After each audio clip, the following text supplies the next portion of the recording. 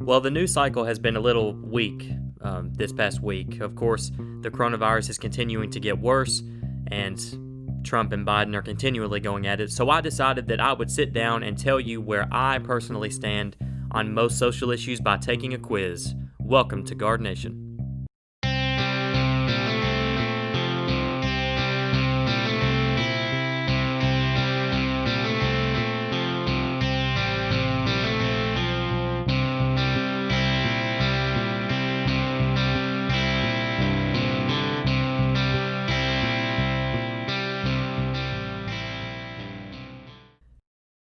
But first, have you ever thought about making your own podcast? It was always something I wanted to do, and when I first sat down, I thought it was a simple process. It turns out that podcasting is more complicated than making videos for YouTube. It's not just make your content, post, and you're done. You have to find some places to host your podcast for streaming, and you have to distribute it to all major podcasting platforms like Apple Podcasts and Spotify. Luckily, I found Anchor, the easiest way to make a podcast. Anchor has creation and editing tools that allow you to record your podcast straight from your phone or computer. All of mine is done 100% on my phone. Anchor will host and distribute your podcast to all major streaming platforms, so you don't have to, and it's a ton of places, including Apple Podcasts and Spotify. Anchor allows you sponsorships, so you can make money from your podcast, and Anchor even gives you your first sponsorship with no minimum listenership. Best of all, Anchor is totally free of charge. It is everything you need to make a podcast all in one place. Download the free Anchor app or go to anchor.fm. That's anchor.fm to get started.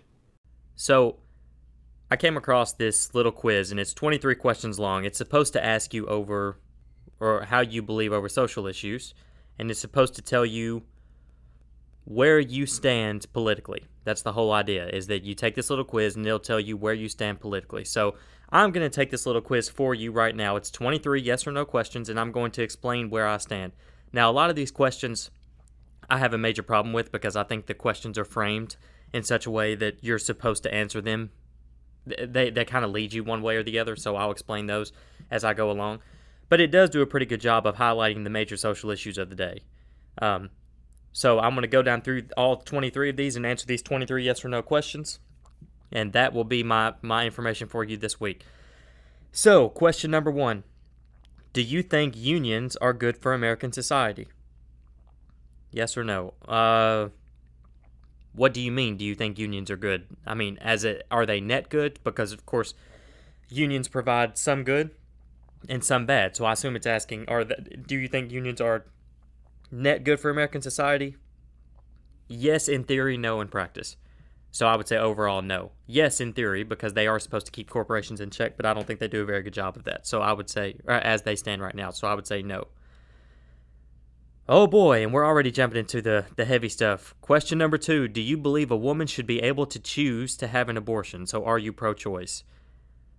Okay, so abortion is something that I flip-flopped dramatically on. I used to be a hard-line pro-lifer. And then I kind of switched when I was in college and went through my more liberal spell. I switched to a hardline pro-choicer until I actually had children of my own, and I went back to being a pro-lifer. So do you believe a woman should be able to choose to have an abortion? No, unless 3 instances. And if you hold this view, you are pro-life. I'm tired of hearing people say, oh, I'm pro-choice because if she's raped, she should be able to get an abortion. No, that is the pro-life stance. That is a pro-life stance for abortion. Pro-life people typically say, no, abortions can never happen except for 3 instances: rape, incest, or health of the mother. Where having the child, what would kill the mother, health of the mother. If she was raped, if it was incest, or health of the mother. Those would be the only times that abortion would be permissible. All other times is no. That's a pro-life position. Pro-choice means, yeah, whenever she wants to. Or some pro-choicers would say yes, up to a certain point just in the trimester. But again, I'm going to try to have somebody on. Now that I'm talking about abortion, I need to have somebody on here to where I can go back and forth on. I'd like to have a liberal, not a leftist, a liberal on here to debate. Number 3, do you think Medicare and Social Security are good government programs? Again, this question is designed to make you say yes. Do you think Medicare and Social Security are good government programs? In what respect? I mean, it's framed to say if you say no, that these are not good government programs, then you're a bad person. because both of these programs are designed to help people who can't work, either because they're elderly or whatever, or disabled. So I would say yes, again, it's the same way I would answer it with unions. Yes, they are good in theory, and yes, I do think people deserve to be helped. But no, as they currently sit, I do not think they are good government programs because they've been employed negatively. Number 4, do you think the United States government spends too much money on the military? Yes or no? That is a very difficult question. Do I think that we spend too much money on the military? No, I would say no. I do not think because I think having a huge military budget keeps American influence in the world. I'm not saying that, we're out looking to just attack all kinds of countries, because I certainly don't think that's the case. But being that we do keep some kind of an influence on the world, I think is very important. So no, I would say no. We do not spend too much money on the military. Number 5, do you believe the top 1% of wealthy Americans should pay a bit more in taxes to help bring down the deficit? What do you mean a bit more in taxes? What are we talking about? I mean, if you're going to talk about raising taxes on the rich, who, by the way, the top 1%, just so you know as a fact, the top 1% of Americans pay 75% of the total taxes in the United States. For all this talk that you hear about on the left is saying like, oh, the rich aren't paying their fair share. They're not paying their fair share of taxes. The top 1% pay 75% of total taxes, and you want to raise it? I would say no. I do not think they should pay more taxes to help bring down the deficit. I think we should cut entitlement programs. Entitlement programs are what we spend our money on overwhelmingly. So I would say no. And again, that question is framed for you to say yes. It doesn't give you a dollar figure. It just says a bit more in taxes. It doesn't give you a percentage. It just says a bit more in taxes. So I would say no. Number 6, do you think gay Americans deserve the same marriage rights or civil unions as straight Americans? Yes. I go hardline libertarian on this issue. I don't think that the government has any business being in the business of marriage. I mean, even for straight couples. Why does the government need to know? I don't think the government needs to have any involvement in marriage as a whole. I think marriage is a religious union. I don't know why the government's involved in it. So I would say yes, I think they do, just because I think that I've kind of had the live and let live mentality. It doesn't affect me one bit. I mean, it doesn't affect me at all if gay people want to get married. I do think it's a sin for the Christian side of me, but again, who am I to judge? I don't think we should just make all things that are sinfully legal. Number 7, should openly gay people be permitted to serve in the military? Hard yes. Absolutely. Why? What is the argument against that? Why would they not be permitted? And I know that they haven't been permitted in the past. I know Don't Ask, Don't Tell was a thing under George Bush, which meant, you can't be gay and serve in the military, but nobody's going to ask you, so just keep it to yourself. Obama overturned that when he became the president. So, no, I mean, yes, of course I think openly gay people should be permitted to serve in the military. Your sexual orientation doesn't have anything to do with your patriotism. If you want to serve your country, so be it.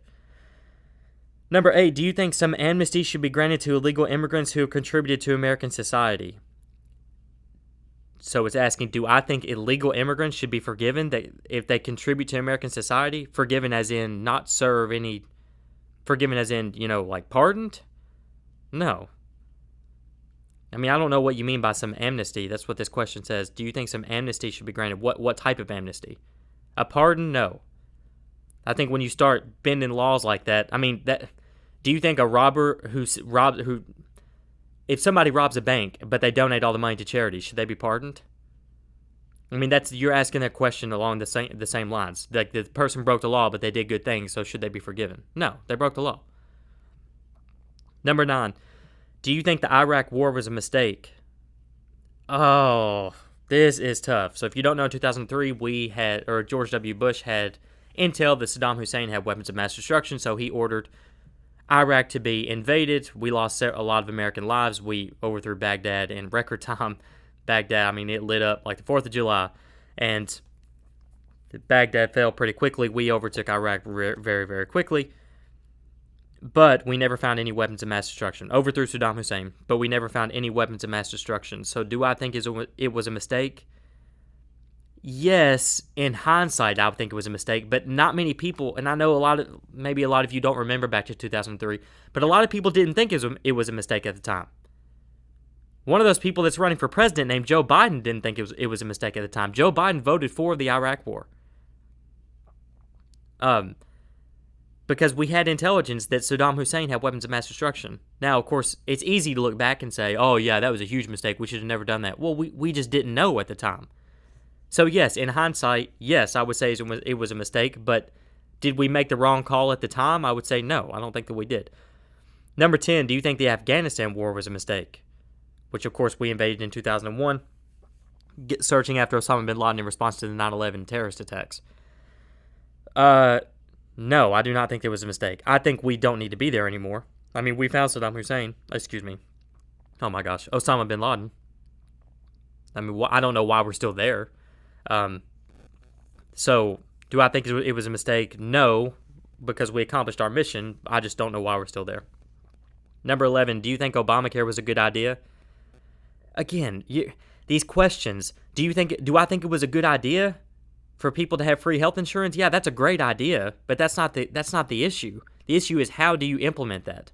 And can you implement it in such a way where, again, it's net good over bad? Because every decision, it's opportunity cost in economics. You have to weigh the good versus the bad. Okay? Do I think Obamacare was a good idea? Yes, it's a good idea, but no, I do not think it was employed very well. I mean, you had a lot of people. The individual mandate was a disaster, saying that you had to have health insurance. It blew out the deficit. It was a nightmare. So, yes, I think it was a good idea, but no, it was employed terribly.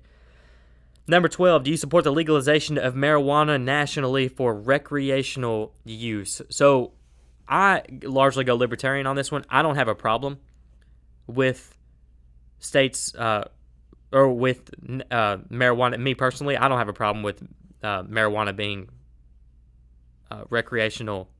My goodness, legalized or nationally for recreational use. And again, this question's asking about recreational use. It's not asking about medicinal use. So, do you support the legalization of marijuana nationally for recreational use? Yes, I do. But a lot of people say it should be left up to the states, and I think there's a good argument for that. They'll just let states decide. And I know conservative states say, oh, well, that's not fair for us because this conservative states would never change. You know, states like Alabama, Mississippi, Kentucky, Tennessee, you know, these states that are typically conservative, they're never going to vote for something like that. Or if they do, it'll be a long time. But sorry. I mean, that's called democracy. So, yeah, I kind of see it both ways. I think the war on drugs was an absolute disaster. I think most rational people think the war on drugs was an absolute disaster. It cost a fortune for the United States with very little benefit. So yes, personally, yes, I do support the legalization of marijuana nationally for recreational use. Number 13, do you think the government should stimulate the economy during a recession? And we are seeing that right now. That question is so relevant right now. During the coronavirus, with the government sending out stimulus checks. And do you think the government should stimulate the economy during a recession? Ooh, yes, if the government is causing people to not be able to work. So normally I would say no, because I think the government should stay out of the economy, because that's capitalism. Capitalism is the economy driven in the private sector, not driven by the government. So normally, yes, I would say no. I think the government needs to stay out. But if the government is the force that's not allowing people to work, when the government starts shutting down businesses and telling people that they cannot work, then yes, the government needs to do something to try and provide some income for those people that cannot work. Number 14, should the U.S. government increase environmental regulations to prevent climate change? Again, this is a question that is framed for you to say yes. Like, should we do more for climate change is what it's saying. Should we do more to prevent climate change? Yes, of course we should. But at what cost is the real question. Again, it is the net positive over the negative. It's opportunity cost. So should we do more? Yes, as long as it's not hurting other priorities. This question is ridiculous. Number 15, should the government raise the federal minimum wage? No, I do not think the government should raise the federal minimum wage. I would love to hear an argument for the government raising the federal minimum wage. I feel like every argument that's for it is pretty debunked. I think it's only there so people are not taken advantage of. But most people don't. The federal minimum wage right now is $7.25 an hour. I don't know any job that pays that starting out. Most jobs, that's only there so that you, as a true minimum wage, it's not there so a corporation can say, ooh, I only have to pay you $7.25 an hour. I cannot wait to pay you little to nothing. It's not employed that way. I mean, most jobs start, where I am, most jobs will start around $8, $9, $10 an hour. They'll start somewhere around there. Factories will start a lot higher than that. Factories are usually around $12, $13 an hour, $14 an hour. So that's not really relevant. So no, I do not think the government should raise the federal minimum wage. Should there be more restrictions on individuals who wish to purchase a gun? Should there be more restrictions on purchasing firearms? No for law-abiding citizens. No for a law-abiding citizen. Yes for people with mental health issues and prior criminal histories. Number 17. Should citizens receiving government assistance money be free from drug testing? Should citizens receiving government assistance money be free from drug testing or be exempt from drug testing? No, that's a hard no. I don't think there's anything wrong with the government saying, if you want food stamps, if you want welfare, if you want unemployment, that's fine, but we're going to drug test you. It's nothing against you. We're just going to drug test you to make sure that you're not using that money for illicit purposes.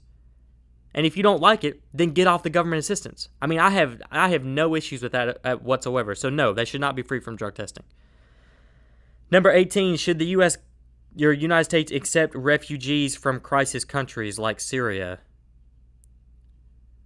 Ooh, it's a hard framed question. Should we accept refugees? Yes, if we can vet them. No, if we can't.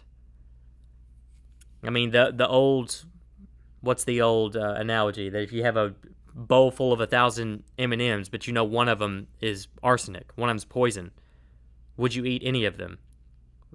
Probably not. And I think that's true because, again, it has to be America first. You have to look at national security. It's not fair for any American to be placed in danger just because we need to take in some refugee that we can't vet, that we can't look at them and say, oh, well, they did this, this, and this. Because you got to keep in mind, just use your brain for a second. How do you vet someone from a foreign country, especially a country that's a bleep hole? That is in a terrible country. How do you vet somebody coming from a third world country? Do you think they have great records on what crimes they've committed? Probably not. And even if they did, think about how difficult that is to get them. So I would say generally no, unless we have a good vetting system in place or we have a lot of information on that refugee that's coming. Number 19, should foreign terrorism suspects receive constitutional rights? So this is pretty much asking about torture. But should foreign terrorism suspects receive constitutional rights? No. No, absolutely not. I don't think they should. They're not American citizens. Why would we give them constitutional rights? It doesn't mean we shouldn't treat them humanely. But no, they should not get constitutional rights. They shouldn't be able to, you shouldn't have a terrorism suspect. Because, of course, we all know that they are tortured. It happens.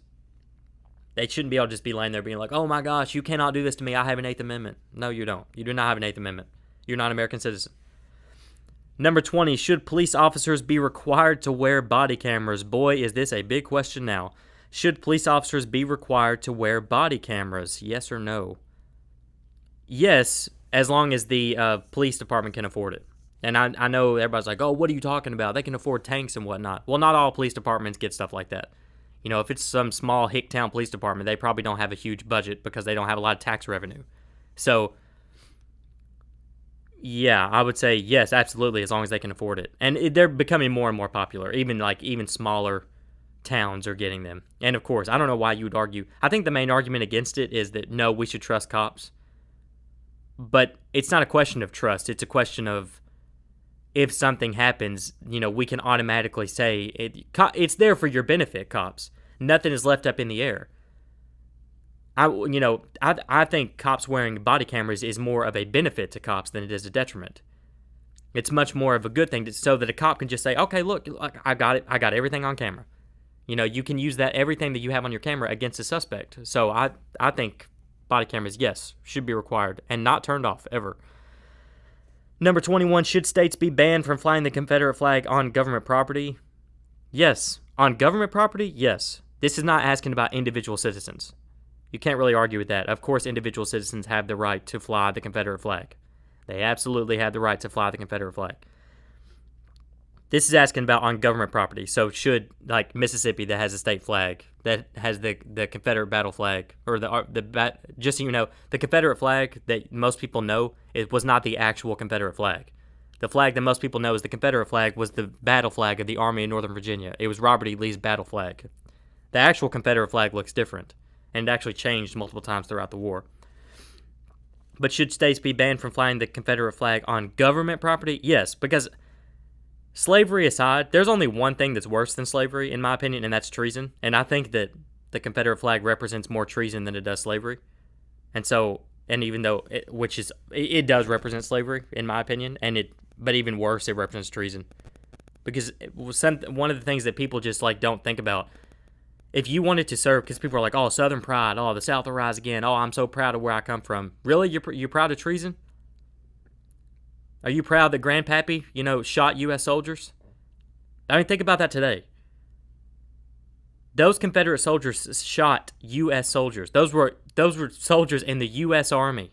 Think about that today. Could you do that? Could you shoot members of the U.S. military? You conservative that say you're a patriot and you love your military so much, could you shoot U.S. soldiers? Well, Grandpappy did. Are you proud of him? It is okay to say, you know what, it wasn't great that he did that. Number 22, should terminally ill patients be allowed to end their lives via assisted suicide? Ooh. Yes, I would go libertarian on this. I think people are in charge of their lives. They should be able to do what they want with their lives. If they feel like that they want to end it all, it is their life. I would disagree with that, but it is their life. And yes, I do think a terminally ill patient should have the right to end their lives humanely. And 23, should women be required to register for the draft when they turn 18 as required by men? Just so you know, guys, those of you that are listening to it, if by chance you are under the age of 18, under U.S. federal law, when you turn 18, you have to register for the draft. Now, we have not had draft since Vietnam, but if your number gets called up, you're going to the military, somewhere in the military.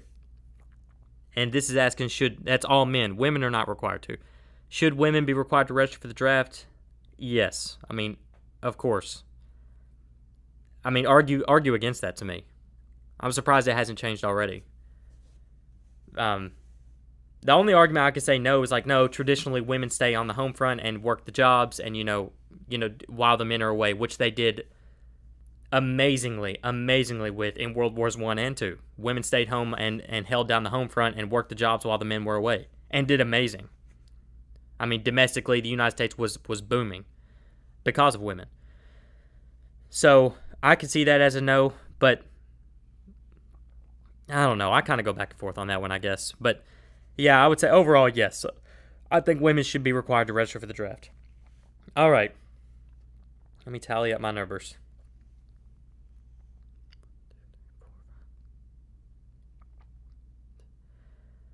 Okay, according to this, I am an independent. I am the middle. I am in the middle of a left wing. The choices that you could be are left wing Democrat, moderate Democrat, independent, moderate Republican, right wing Republican. And I am independent according to this. Okay, well, that is not too far off. That's not too far off at all. So I will take that. And I want to thank you for listening to this show. If you want to ask me any questions, if you want access to this quiz, I can give it. Just let me know and I will send it to you. You can ask me questions or get in contact with me at guardnation@gmail.com. You can follow me on Twitter at GuardNationShow. That's at GuardNationShow. on Twitter. And make sure if you're watching this on YouTube that you like and subscribe. And you can comment if you want to, ask any questions, and I will more than happily get back to you. Thank you for listening to Gardenation.